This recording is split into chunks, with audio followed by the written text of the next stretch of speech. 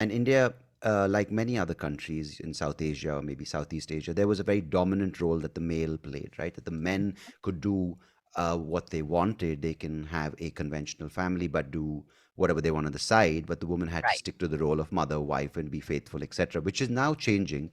A lot of women-led empowerment when it comes to it's my body, my choice, or Good. my life, Mm. my choice.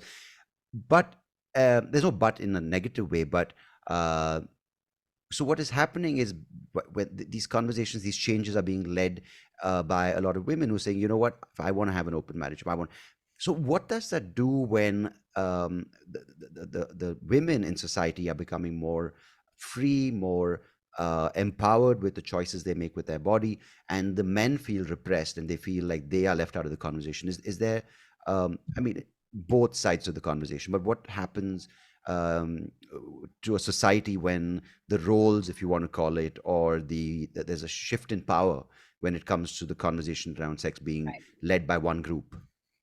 Well, I'm not sure it's led by one group, but what we're seeing is a move towards true equality. Hmm. So if it's not, women are cheating at the same rate as men are cheating now. Yeah, yeah, So yeah, I'm not, obviously infidelity is not a great thing. It's not great for marriage. It's not great for relationships. yeah. But what we're seeing is that empowerment that if you can do it, I can do it too. It's not you have as many women in the workforce as you do men. I mean, why has this changed? It's we got women out of the house. Yeah. Women have a different role. They're not just moms and housewives and catering to men. So, yes, there's maybe a backlash of men saying, wait a second, like this doesn't work for me. Of course, it doesn't work for you because life was, it's like you had it good before, Yeah, but it wasn't fair either. yeah. So, we're going to see a shift. And I think that the women's movement has gone faster than the men could catch up to it. Mm. So this is where men are feeling left behind, but they just have to run faster. Like you're gonna have Yeah, to catch up, because you see because these it's not people happening. now. We're not slowing it down.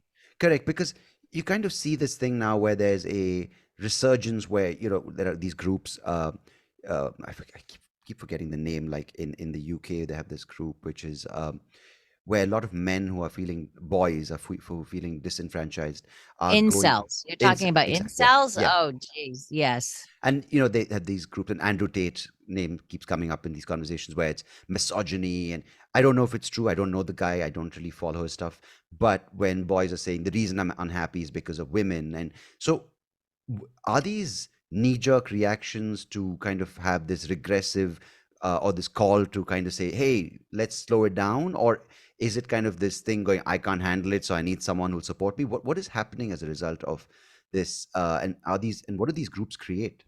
Well, I think it's very, very dangerous. I do think it's highly misogynistic. I think it's these are men who think women should cater to them, Mm, and unfortunately, if we're just looking at in a heteronormative, if we're I mean we're speaking a heteronormative language here, but it's like it's this notion that women provide the sex for the men, yeah. right? Instead of women participating or taking what they want as well.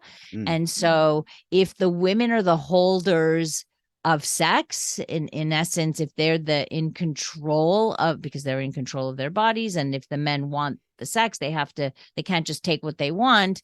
I think there's a frustration on these particular guys and anger that women hold some level of power that they don't have, right? And I yeah. think it's a power dynamic. It's this anger that you as in all you women are depriving me Mm, of, but really if you were a nice guy and you were a giving and kind and a respectful human being, why would why would this happen? You're just angry because you're an angry male who's not getting sex, getting from women, when you should be thinking about it differently. It's more about sharing connection with somebody and sharing intimacy with someone. It's not just a provision of a service. So, women don't want to be looked at that way. And when we talk about female sexual empowerment, it's about, I make choices for me that suit me, and my pleasure matters too. Right? It's not like I have to give sex. I'm married, therefore I owe sex to my husband, or I owe sex to a partner. It's about sharing, and it's about changing the way we look at sexuality as one part of that connection and intimacy and what have you. Not that sex just for sex isn't something. Some people just want to have the physical side of it, and that could work as long as two people are on the same page again. Yeah. So I think that we just, those conversations are changing, and more women are feeling more sexually empowered without the shame that comes with it. So a Right. man can have many sexual partners and be considered, oh, go dude, great stuff. And a woman does the same, and we slut shame her. We're still in that, we're Still in that. still, Yeah. yeah. So we still have to move away from that, saying, well, what's the difference? If I want to have multiple sex partners just like you, why am I bad? Why does society look at me differently than they look at you?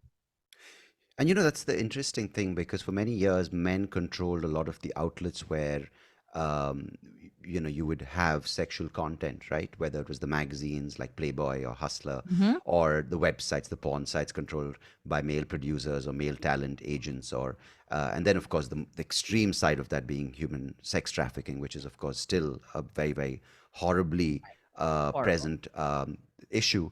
Um, but now, as you said, there's a lot of recall of power, and women are saying, screw this. We're not going to take, uh, we're not going to take orders from men. We're not going to pose and be exploited by these male-led companies. But as a result of social media, you have a lot of the power being decentralized, a lot of power being given to the individual, and as a result, then, so I read somewhere, I could be completely off, but during the lockdown, one of the quickest things that rose in popularity, which helped women make money, was something called OnlyFans. Fans. Mm-hmm. Yeah. So what does that say? Now, again, is it a thing that my body, my choice, or does it speak to a deeper social issue when someone's given a choice and has empowered themselves, they decide to go down the route of, I wouldn't say, I don't know what the right word, displaying their bodies for money, or making their bodies available for people who are willing to pay. So what does that say on a more social level? Because as a clinical psychologist, you obviously do understand this beyond just the social trends and the Right. social things. So what can you speak about that, please? I can speak to, listen, I've spoken to many sex workers, performers, OnlyFans, people who've had sites on there. And the women I've spoken to have done it out of uh the joy of doing it. Like, it's something that, okay, some people do the work out of a necessity for money and Yeah. what have you. And for sure, what happened to the sex industry during lockdowns is it suffered quite a bit. So this was a way to make money for people who could not either perform or do sex work in real time, in real life. So this happened. But then, I've also met plenty of other people who feel empowered doing it, who are proud of their bodies, who feel safe doing it, who, yes, probably, obviously has some exhibitionistic traits, Yeah. Yeah. that, which is fine. Again, their choice, their control. So this is something that they have chosen to do because they want to do it. If you look at the porn industry, so much more is being produced by women producers, right? Yeah. So much of it.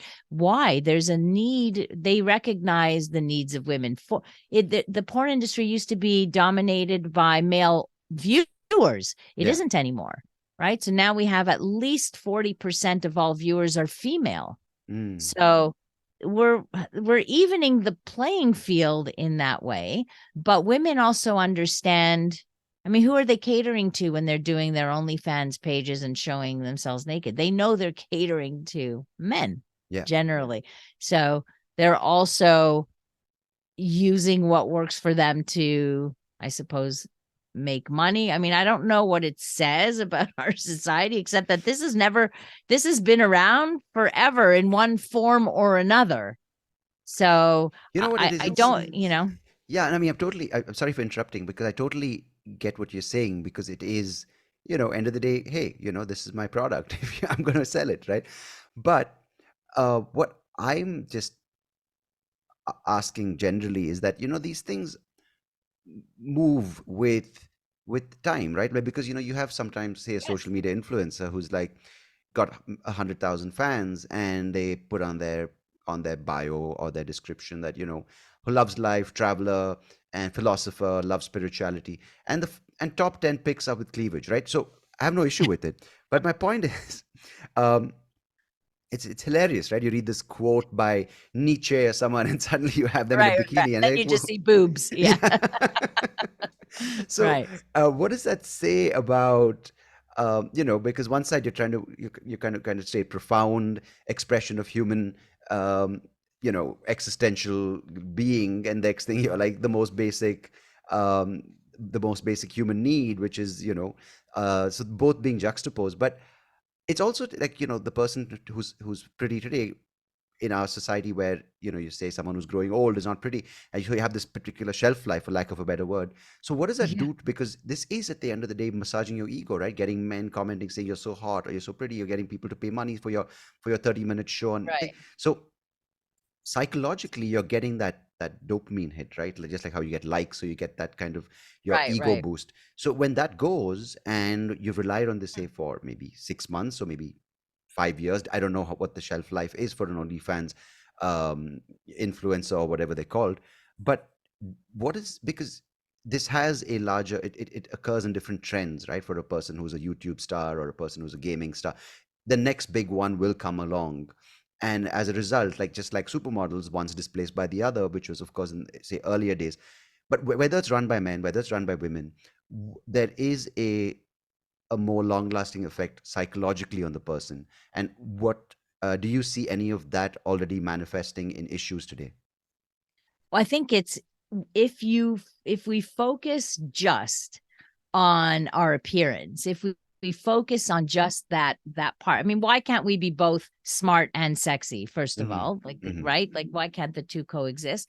But if you're just focusing on what somebody says you look like and not your mind, over time you're going to lose your looks. Like, Yeah. we all get old. If we're blessed, we get old, right? Yeah. We don't die young. Like, we're going to lose the lackluster of that level of attraction to others. If you're only getting your self-confidence from the validation of others, Hmm. it's going to be problematic. At some point you're going to develop something. Mm. So self-confidence comes from within, and love of self, it's all from within rather than just getting it from the outside. Mm. Hopefully there's a maturity that happens over time where, yes, attention is great, and I listen, a lot of people love attention. Yeah. Clearly, I'm in the public eye all the time. I must love attention too. Like, And I it's don't mind good. it. It's Yeah. okay. I Yeah. get to disseminate information. I get people to listen, and it's all fine. But I'm aware of the fact that I'm not a 25-year-old sex therapist anymore. I'm a 60-year-old one now. Mm. I have a different. Maybe I'm taken maybe more seriously as I get older. People are maybe listening to my words more than looking at my face. I don't know. I Mm. was never, that was never the thing, right? But yet again, we have to learn and move away from just that physical stuff. And there's a lot to blame with that. When you think of Tinder and you think of like swiping right and swiping, what are Mm. you swiping on? Only faces, right? You're just Mm. looking at how the way somebody looks. So again, it's all validation. It's all we're in a society of likes and swipes, and it is harmful. I think psychologically it's harmful because it's a lot of pressure. It's a lot of pressure, and people get depressed. Oh, I only got 3 likes on this post. Now I'm depressed. So you're basing your mental wellness on what the outside is doing rather than working from the inside out. So Yeah, it's like living we're your going to entire life to get the right profile picture for Tinder or exactly to get that right shot on the beach with the sunset. And then right. also you break your head for the right caption and you do all that because your entire existence or your self-worth is based on that post. And next thing, 3 people like it. And out of that, 2 comments are like, oh, you put on weight. That's it. Right. Well, the thing is, if I think we're all guilty of capturing the right picture that we want to post, and most of us who have social media are conscious of this and pay attention to this. It's when you tie in all of your self-worth Yeah. into that's problematic. And I see this mostly with teenagers, right? The pressure's really on them. Yeah. Teenagers feel it way more. As you get older, you mature and you realize, oh, social media, I don't want to do this anymore. It's too much Mm. pressure. I'm putting this aside. I'm noticing a lot of younger people turning off their social media every once in a while, going on a social media diet where they just end it and then go back on it after a while. So I am seeing that happening because people are recognizing this is not good for my mental health Yeah. ultimately.